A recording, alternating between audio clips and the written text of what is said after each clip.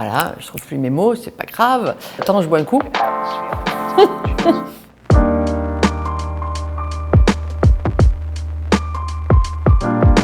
C'est Monsieur Blanchard qui pousse la porte d'un cabinet de thérapie, d'art-thérapie plus exactement. Alors quand je dis qu'il pousse la porte, parce qu'il est surtout poussé par sa femme, parce que lui il n'a pas envie d'être là.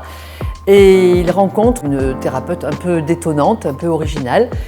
Et on va suivre comme ça pendant X temps des séances d'art-thérapie.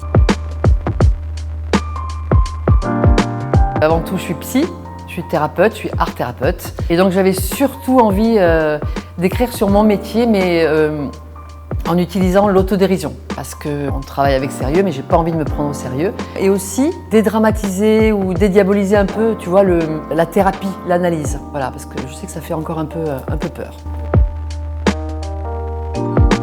Comme ça fait plus de 20 ans que je fais ce métier, forcément, je suis nourrie de ça, mais pas d'une en particulier, non.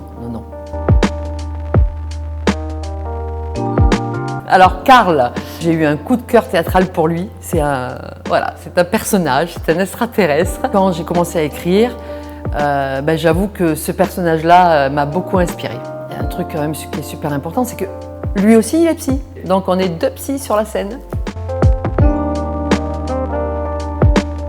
L'idée qu'on a eue, c'est de faire une captation de cette pièce et de la projeter sur les écrans, c'est-à-dire par Internet, sur un site streaming, pour que chacun puisse avoir accès encore et encore au théâtre.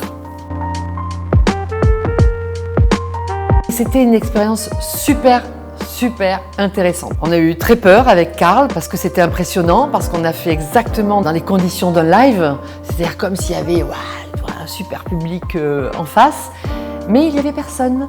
On a mis toute notre énergie, exactement comme s'il y avait le public. On a eu le trac de la même manière, peut-être même plus, parce qu'on n'avait pas trop le droit de se tromper, quoi. Ce projet, quand on en a parlé, il y avait juste les yeux qui s'écarquillaient, des étoiles dans les yeux, et les gens disaient mais c'est génial. Donc le théâtre vient à vous, tout simplement. Voilà, petite idée comme ça de génie, n'est-ce pas?